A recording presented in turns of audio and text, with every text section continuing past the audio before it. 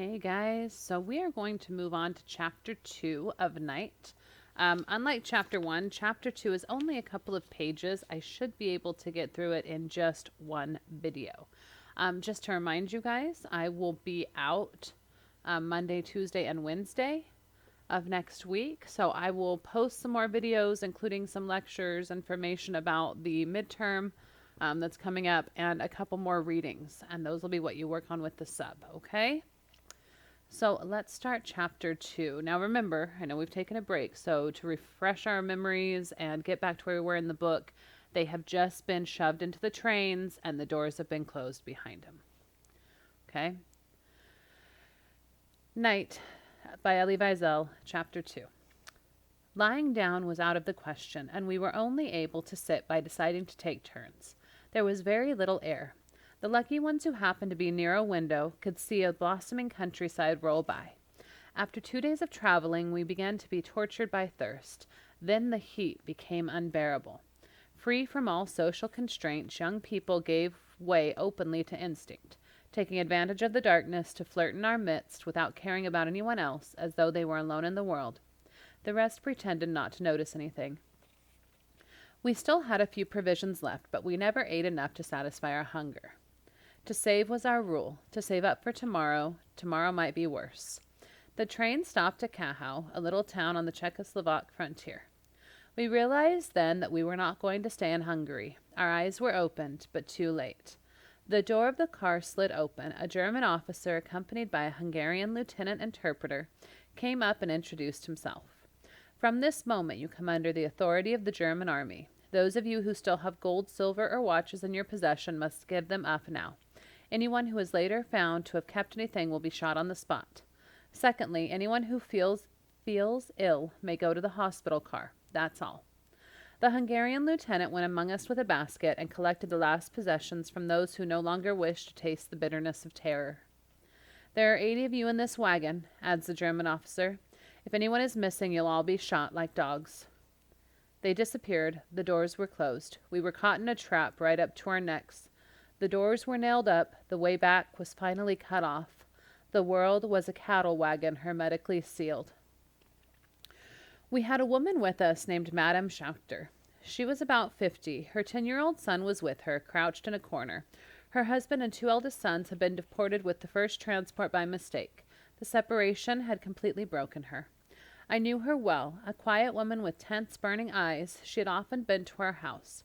Her husband, who was a pious man, spent his days and night in study, and it was she who worked to support the family.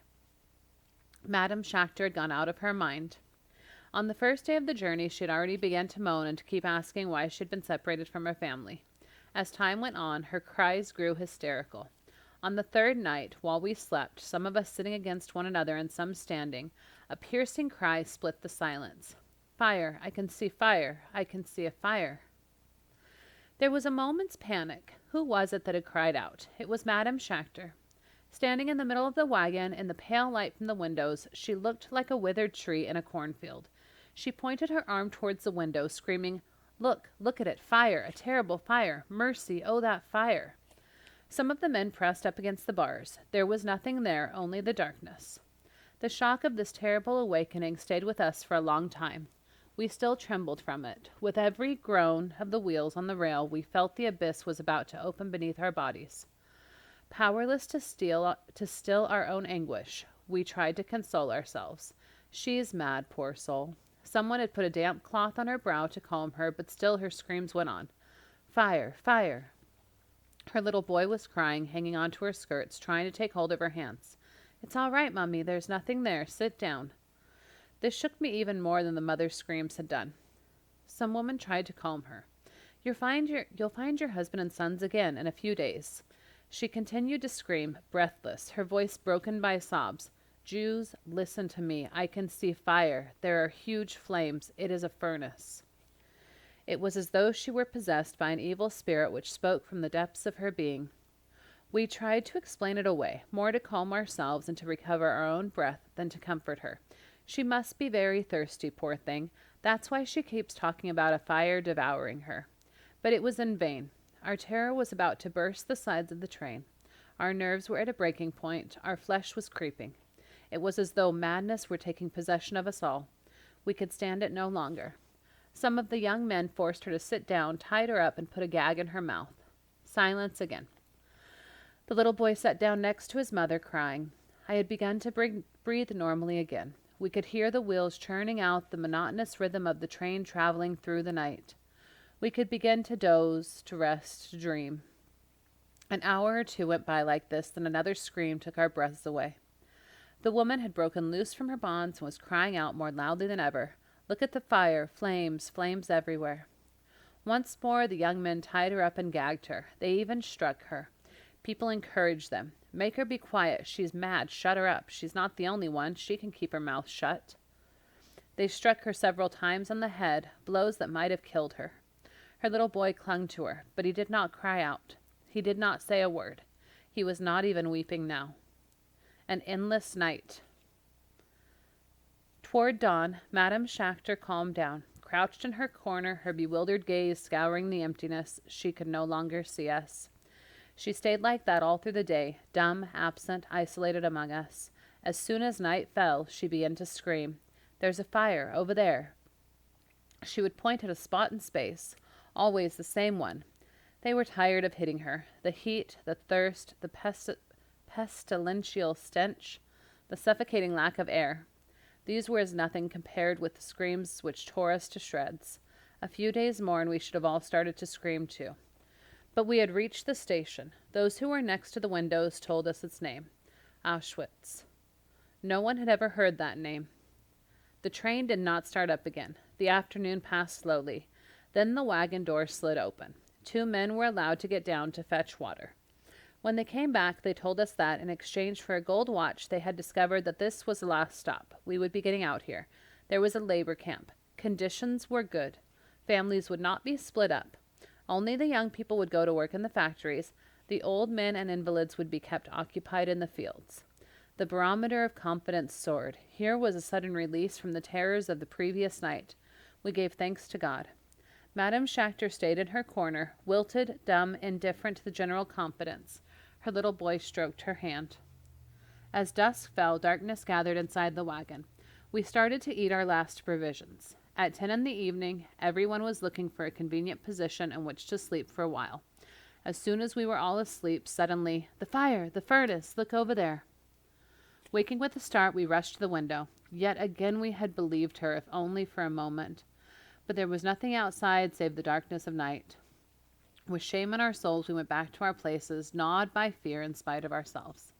As she continued to scream, they began to hit her again, and it was with the greatest difficulty that they silenced her. The man in charge of our wagon called the German officer who was walking about on the platform and asked if Madame Schachter could be taken to the hospital car. You must be patient, the German replied. She'll be taken there soon. Toward 11 o'clock, the train began to move. We pressed against the windows. The convoy was moving slowly. A quarter of an hour later, it slowed down again. Through the windows, we could see the barbed wire. We realized that this must be the camp. We had forgotten the existence of Madame Schachter, and suddenly we heard terrible screams.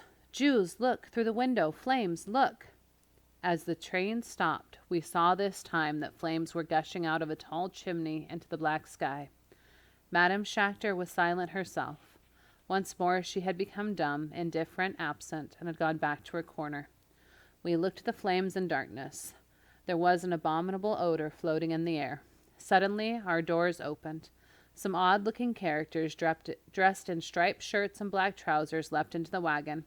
They held electric torches and truncheons. They began to strike out to the right and left, shouting, "Everybody get out! Everybody out of the wagon! Quickly!" We jumped out. I threw a last glance towards Madame Schachter. Her little boy was holding her hand. In front of us, flames. In the air, that smell of burning flesh. It must have been about midnight. We had arrived at Birkenau, the reception center for Auschwitz. So guys, that ends chapter 2, and there's a couple things that we need to talk about for chapter 2 that are really important. We need to talk about Madame Schachter and what we think was happening with her. Was she having a vision? Was she mad? You know, we know at this point that due to German propaganda, which we're going to talk about in the next lesson that we do, because that's going to be the focus for your midterm question. We know that because of German propaganda, the majority of Jewish people, if not all of the Jewish people, were unaware of what was happening at the camps. You have to remember that at this point, Elie Wiesel, they were already into 1944. He was on some of the last transports to go into the camps before the camps were liberated. So you'd already had, they started this final solution in 42 or 43. I'd have to double check the dates on that. You'd already had a couple of years of these camps running at full capacity. Millions and millions of Jewish people already dead. And yet the people in the train, when they were told that this was a general labor camp and the conditions were good, they believed that, right? They genuinely believed it up until the moment that they saw the flames of the furnaces and they smelled the smoke. And that just tells you something about the Nazi propaganda machine and how good it was.